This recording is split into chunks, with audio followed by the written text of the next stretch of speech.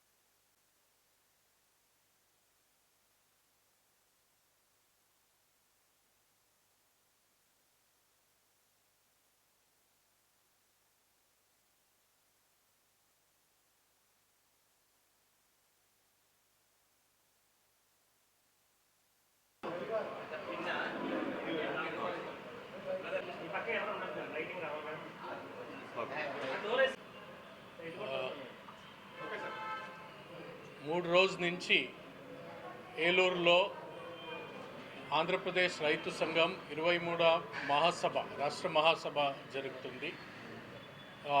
November 18 to 21 నల్గొండలో అఖిల భారత కిసాన్ సభ all India Kisan సభ 36వ మహాసభ జరుగుతుంది. అది మున్న అన్ని రాష్ట్రంలో రాష్ట్ర మహాసభలు కూడా జరుగుతుంది. ఈ మహాసభలో మన దేశంలో రైతాంగం ఎదుర్కొంటున్న సంక్షోభం గురించి, మన దేశంలో రాష్ట్రంలో ప్రభుత్వం అనుసరిస్తున్న విధానాల గురించి, కార్పొరేట్ లూటీ గురించి, రాబోయే కాలంలో ఐక్య ఉద్యమం గురించి ఇదన్నీ ఇక్కడ చర్చ చేశాం. 2014 నుంచి మన దేశంలో నరేంద్ర మోదీ బీజేపీ ప్రభుత్వం ఉంది. అధికారంకు వచ్చినప్పుడు బీజేపీ అధికారంకు వస్తే రైతుల సంక్షోభం ఉండదు, రైతులకి స్వామినాథన్ కమిషన్ సిఫార్సు చేసినంటే ఉత్పత్తి చెలవుకి 50% ఎక్కువ మద్దతు ధరం ఇస్తాం, రైతుల ఆదాయం రెట్టింపు చేస్తాం, వ్యవసాయ కార్మికులకి ఉపాధి హామీ పథకంలో 200 రోజు పని ఎక్కువ కూలీ ఇస్తాం, రైతుల రుణమాఫీ, తక్కువ వడ్డీతో రుణం ఇస్తాం, అన్ని పొలానికి సాగునీటి ఇస్తాం, పంట నాశ జరిగితే ఇన్సూరెన్స్ ఇస్తాం అన్ని రకరకాల ఆకర్షకమైన హామీ ఇచ్చి వచ్చిన ఒక ప్రభుత్వం. ఈ 12 సంవత్సరంలో రైతుల సంక్షోభం ఇంకా దారుణమైంది. ఈ 12 సంవత్సరంలో దాదాపు 5 లక్షల కింద ఎక్కువ మంది రైతులు, వ్యవసాయ కార్మికులు, వలస కార్మికులు మన దేశంలో ఈ సంక్షోభం కారణం ఆత్మహత్య చేశారు. ఇది ఉన్న పరిస్థితి. ఆంధ్రప్రదేశ్ కూడా మన దేశంలో అత్యంత ఎక్కువ రైతు, వ్యవసాయ కార్మికులు, వలస కార్మికులు ఆత్మహత్య చేస్తున్న ఒక రాష్ట్రం. మహారాష్ట్ర, కర్ణాటక తర్వాత ఆంధ్రప్రదేశ్ 3వ స్థానంలో ఉంది. 2024లో నేషనల్ క్రైమ్ రికార్డ్స్ బ్యూరో ప్రకారం దాదాపు 4000 మంది రైతులు, వ్యవసాయ కార్మికులు, వలస కార్మికులు ఆంధ్రప్రదేశ్లో ఆత్మహత్య చేస్తారు. అది ఉన్న పరిస్థితి.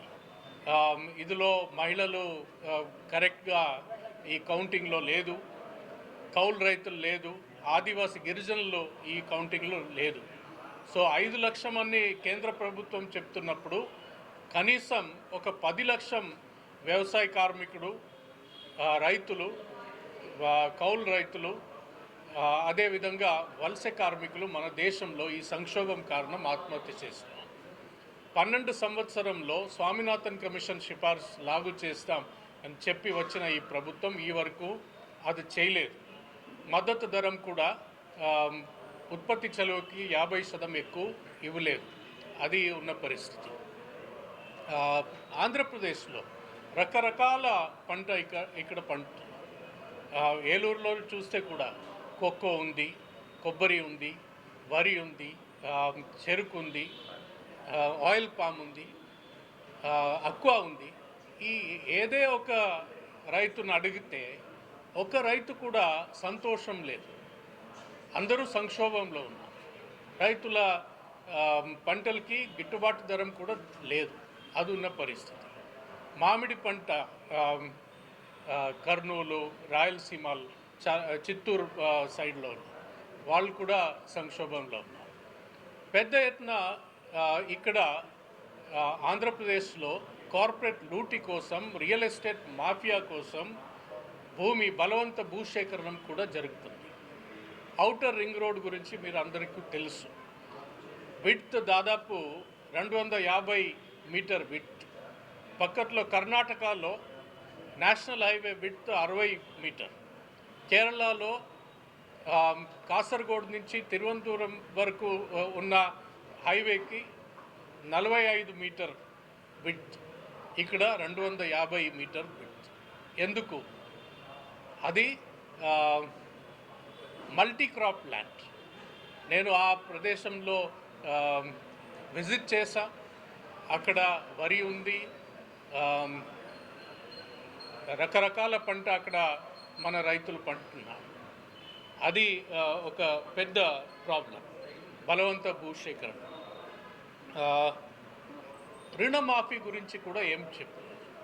కార్పొరేట్లకి వేలాది కోటి రుణమాఫీ కన్సెషన్స్ ఇస్తూ ఉన్న ఒక ప్రభుత్వం. అందుకే కేంద్ర ప్రభుత్వం గురించి ఇది మోదానీ మోడల్, మోదీ, అదానీ, అంబానీ కలిసిన కార్పొరేట్ లూటీ మోడల్ అని చెప్తున్నాం. ఈ రైతు వ్యతిరేకి విధానాలు వ్యతిరేకించి పెద్ద ఎత్తున పోరాటాలు కూడా జరిగింది. 2020లో కోవిడ్ మహమ్మారి కాలంలో రైతుల్ని, కార్మికుల్ని, వ్యవసాయ కార్మికుల్ని లాక్డౌన్లో పెట్టి ఆ మహమ్మారి కాలంలో, లాక్డౌన్ కాలంలో 3 నల్ల చట్టం తీసుకొని వచ్చి రైతుల ఈ కార్పొరేట్ లూటికి ఒక అన్లాక్డౌన్ చేసిన ఒక ప్రభుత్వం కేంద్ర ప్రభుత్వం. అదే కాలంలో 4 లేబర్ కోడ్ తీసుకొని వచ్చి కార్మికుడు గెలిచిన అన్ని హక్కులు తీసేస్తానికి ఈ 4 లేబర్ కోడ్ కూడా తీసుకున్నాం. అది వ్యతిరేకించి పెద్ద పోరాటం జరిగింది. 2020 నవంబర్ 26 నుంచి దాదాపు 1 సంవత్సరం కింద ఎక్కువ ఎండాకాలంలో, వర్షాకాలంలో, బిరుగాలి, చలిగాలిలో జరిగిన ఆ పోరాటంలో 736 మంది రైతులు చనిపోయారు. బట్ రైతులు ఆ ఐక్య ఉద్యమంలో 1 ఇంచ్ వెనకపోను, ఈ 3 చట్టం, నల్ల చట్టం వాపస్ అవ్వాలి అని ఒక దృఢ నిశ్చయంతో జరిగిన ఆ పోరాటం. నరేంద్ర మోదీ ప్రభుత్వం ఓడిపోయి ఆ 3 నల్ల చట్టం వాపస్ తీశారు. ఇప్పుడు బ్యాక్డోర్ నుంచి అదే చట్టం తీసుకొని వస్తానికి ప్రయత్నం చేస్తున్నారు. అమెరికాతో ఒక ఒప్పందం, అమెరికాతో వాణిజ్య ఒప్పందం, యూరోపియన్ యూనియన్తో వాణిజ్య ఒప్పందం, యునైటెడ్ కింగ్డమ్తో, న్యూజిలాండ్తో, ఈ విధంగా రకరకాల వాణిజ్య ఒప్పందం కూడా జరుగుతుంది. అమెరికాతో ఉన్న ఒక కంపారిజన్ చూడాలి. ఇప్పుడు అమెరికాలో సరాసరి ఒక రైతు దగ్గర 470 ఏకర్ ఉంటుంది. అది చిన్న రైతుడు. అక్కడ ఉన్న కొన్ని మంది పెద్ద రైతులు 3 లక్షల ఏకర్, 2,60,60,000 ఏకర్, ఆ విధంగా కూడా కార్పొరేట్ అగ్రికల్చర్ అక్కడ జరుగుతుంది. వాళ్ళకి ఒక రైతుకి ఒక సంవత్సరంలో సరాసరి 22 లక్షం సబ్సిడీ ఇస్తున్నారు. మన భారతంలో సబ్సిడీ డైరెక్ట్ ఇండైరెక్ట్ సబ్సిడీ కలిసి 34,000 రూపాయలు. అందులో ఈ రైతు భరోసా, ప్రధానమంత్రి కిసాన్ సమ్మాన్ నిధి, ఫర్టిలైజర్ సబ్సిడీ అన్నీ కలిసి ఒక సంవత్సరంలో మ్యాక్సిమం 34,000 రూపాయలు సబ్సిడీ మన దేశంలో. అది కూడా కౌలు రైతులకి లేదు. ఇక్కడ ఆంధ్రప్రదేశ్లో దాదాపు 30 లక్షల మంది కౌలు రైతులు, వాళ్ళకి గుర్తింపు కార్డు లేదు, ఏం బెనిఫిట్స్ కూడా దొరకలేదు. ఈ పెద్ద రైతులతో మన భారతంలో దాదాపు 85% 5 ఏకర్ కింద తక్కువ ఉన్న రైతులు, వాళ్ళ కాంపిటీషన్. అక్కడి నుంచి వస్తున్న పంటలు అదికి ఇంపోర్ట్ డ్యూటీస్ ఉండదు. ఇప్పుడు పత్తికి మొన్న 11% ఇంపోర్ట్ డ్యూటీ ఉంది, అది జీరో చేశారు. అదేవిధంగా రకరకాల ధాన్యాలు, మళ్ళీ పప్పు, ఈవెన్ హార్టికల్చర్ క్రాప్స్ అన్నీ వితౌట్ ఇంపోర్ట్ డ్యూటీ వస్తుంది. మన దేశంలో ఉన్న రైతులకి ఇప్పుడు గిట్టుబాటు ధర దొరకట్లేదు. అది కింద తక్కువ రేట్లో బయట నుంచి ఇవన్నీ వస్తాయి. పాలు కూడా న్యూజిలాండ్లో ఒక 100 లీటర్ పాలు తయారు చేస్తే అక్కడ ఖర్చు ఓన్లీ 6 లీటర్. వేరే రిమైనింగ్ ఎక్స్పోర్ట్ చేయాలి. ఇంపోర్ట్ డ్యూటీ లేకుండా ఇక్కడ భారతంకి ఆ పాలు తీసుకొని రావాలి అని వాళ్ళ ప్రయత్నం. ఒక స్టడీ ప్రకారం అక్కడి నుంచి ట్రాన్స్పోర్టేషన్ ఛార్జ్ కూడా కలిస్తే కూడా 1 లీటర్ పాలు 30 రూపాయలకి ఇక్కడ వస్తుంది. మన రైతులు ఏం చేయాలి? ఎక్కువ మంది మహిళా రైతులు, అది ఉన్న పరిస్థితి. ఇప్పుడు అదానికి లీప్ ఇండియా అని 2 కంపెనీకి food corporation of India silos 130 సైలోస్లో 110 silos ఈ 2 కంపెనీకి ఒక మోనోపొలీ తయారు చేసింది. ఇది 3 నల్ల చట్టంలో ఎసెన్షియల్ కమోడిటీస్ యాక్ట్ విత్డ్రా చేసానికి ప్రయత్నం చేసింది. అప్పుడు అది మన పోరాటం కారణం వాపస్ అయింది. ఇప్పుడు బ్యాక్ డోర్తో ఇది చేస్తున్నారు. అది మోదీ ప్రభుత్వం చేస్తున్నది. ఇక్కడున్న చంద్రబాబు నాయుడు, ఈ జనసేన, టీడీపీ, బీజేపీ ప్రభుత్వం కూడా ఇదే పాలసీస్ని అనుసరిస్తున్నారు. అది వ్యతిరేకించి పెద్ద ఎత్తున పోరాటాలు ఇక్కడ జరుగుతుంది.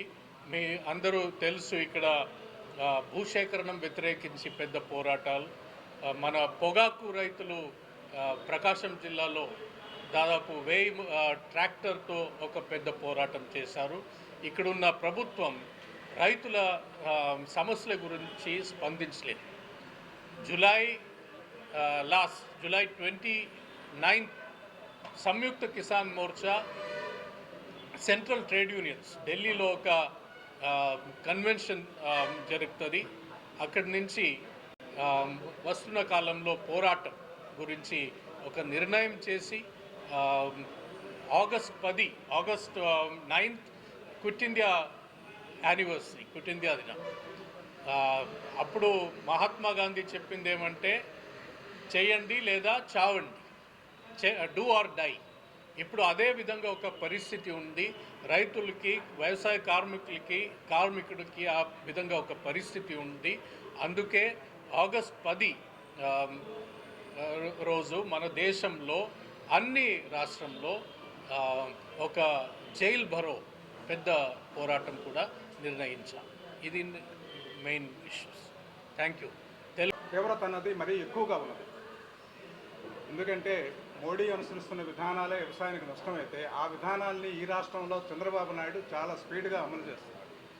ఆ కారణంగా ఈ రాష్ట్రం ఇవాళ దేశవ్యాప్తంగా అప్పులు, రైతులకు ఎక్కువ ఉన్న అప్పులు ఉన్న రాష్ట్రంలో ఇది 2వ స్థానంలోకి ఆక్రమించింది.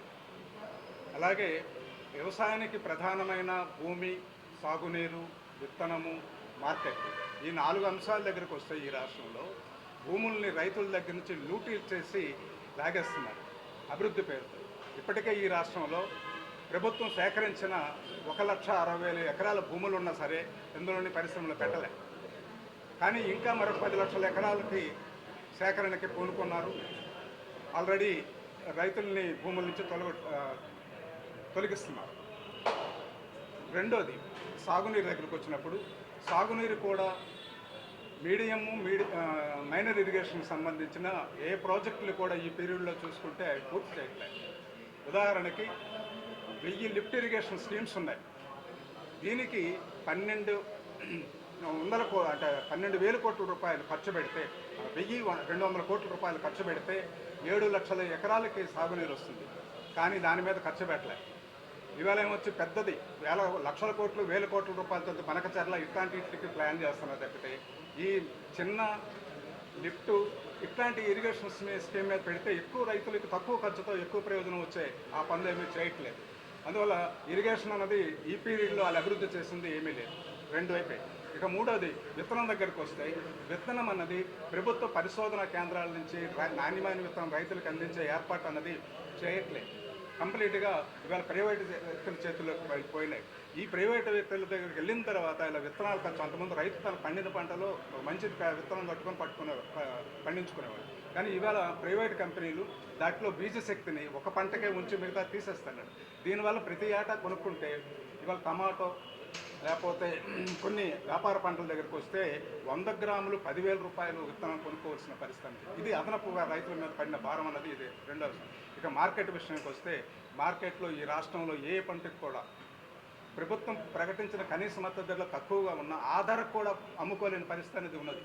అందువల్ల ఈ రాష్ట్రంలో ప్రభుత్వం తాలూకా వైఖరి చూసుకుంటే రైతులకి కీలకమైన ఉత్పాదకాలకు సంబంధించిన దూరం చేస్తున్నారు. రెండవ విషయం, భూముల నుంచి దూరం చేస్తున్నారు. ఈ పరిస్థితుల్లో రైతులు కొట్టుమట్టాడే పరిస్థితి. ఇంకొకటి ఏంటంటే పెట్టుబడులు కూడా ఇట్లన్నింటికి పెట్టుబడులు అవసరం. పెట్టుబడులు రూరల్ బ్యాంకుల్ని, గ్రామీణ బ్యాంకుల్ని మూసేస్తూ ఇవాళ మళ్ళా రైతుల్ని పూర్వంలాగా మామూలుకి వడ్డీ వ్యాపారులకి మైక్రో ఫైనాన్స్ లాంటి వాళ్ళ మీదకి ఆధారపడేట్లాగా చేస్తున్నారు. కాబట్టి రైతులకి వ్యవసాయం అనేది ఇవాళ భారంగా మారుతుంది. కాబట్టి ఆత్మహత్యలు కూడా పెరుగుతున్నాయి. రైతులు వ్యవసాయం విడిచిపెట్టిన వాళ్ళు కూడా పెరుగుతున్నారు. ఇవాళ 40-25 సంవత్సరాల మధ్యన ఉన్న వాళ్ళు చూసుకుంటే 10% మంది కూడా వ్యవసాయ రంగంలోకి రావడానికి ఇష్టపడట్లేదు. అందువల్ల ఇవాళ వ్యవసాయ రంగం అనేది దాన్ని యువత రాకపోతే పాత వాళ్ళు ఏమొచ్చి తొలగిపోతూ ఉంటే అది అక్కరలేని రంగం కింద మారే పరిస్థితి ఉంది. ఈ నేపథ్యంలోనే ఈ మహాసభలో దీనికి సంబంధించిన అంశాల మీద కొన్ని నిర్దిష్టమైన తీర్మానాలు కూడా చేసుకొని రాబోయే కాలంలో పెద్ద ఉద్యమాలకి శ్రీకారం చుడతామని చెప్పేసి